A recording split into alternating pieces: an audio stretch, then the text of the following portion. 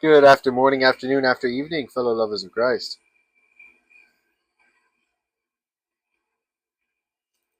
Today is Zachariah, chapter 2. I paused there because my bookmark was in chapter 1 at the beginning. I was like, I remember reading this yesterday. But this is a very short one.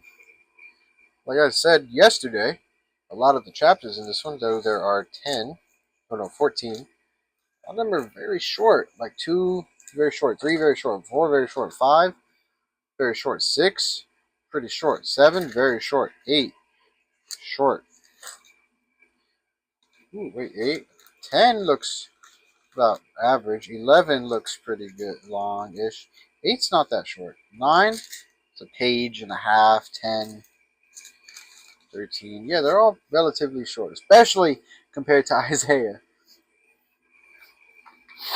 All right. A Man with a Measuring Line is the title. Then I looked up, and there before me was a man with a measuring line in his hand. I asked, "Where are you going?" He answered to me, "To measure Jerusalem, to find out how wide and how long it is." While the angel who was speaking to me was leaving, another angel came to meet him and said to him, "Run, tell that young man, Jerusalem will be a city without walls because of the great number of people and animals in it.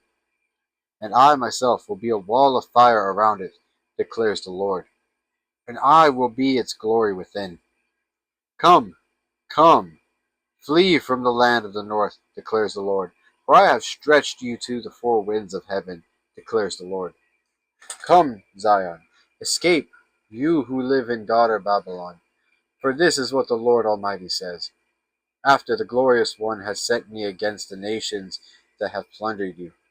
For whoever touches you touches the apple of his eye, and I will surely raise my hand against them, so that their slaves will plunder them. And then you will know that the Lord Almighty has sent me. Shout and be glad, daughter Zion, for I am coming, and I will live among you, declares the Lord. Many nations will be joined with the Lord in that day, and will become my people. I will live among you, and you will know that the Lord Almighty has sent me to you. The Lord will inherit Judah as its portion in the Holy Land, and will again choose Jerusalem.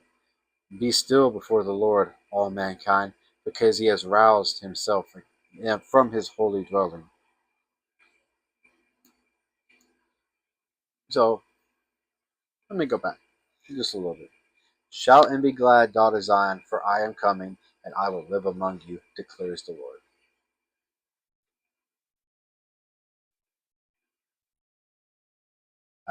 This is what the Lord Almighty says: After the glorious one has sent me against the nations that have plundered you, whoever touches you touches the apple of his eye. I will surely raise my hands against them, so that their slaves will plunder them, and you will know that the Lord Almighty has sent me.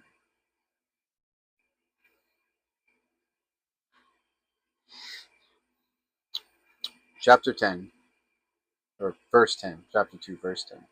Shout and be glad, daughter Zion, for I am coming to you, and I will live among you, declares the Lord.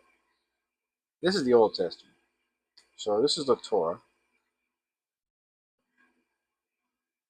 which I believe the Torah is the Old Testament.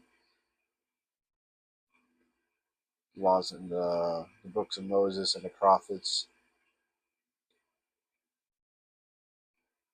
And it says clearly right there that the Lord will come and live among us.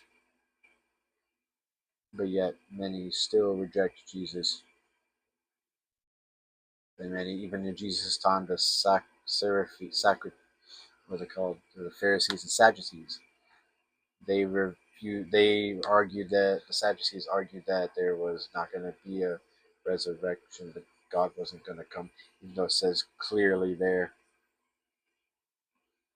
like just like assuming that we're completely ignoring everything in Isaiah, all the prophets, Malachi, Daniel, everything, all even in the books of Moses, Amos, how Jesus is going to come.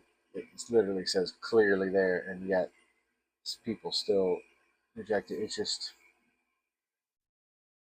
if you live in ignorance to it, again, that's your reason for not knowing, that you choose to be ignorant to it. ignorance. But many people have read this. Many Jewish people have read this, and then they still reject Jesus. And that's what I don't understand. How could you know the truth and still reject it? But I guess that's an answer I don't have to, a question I don't have to answer for.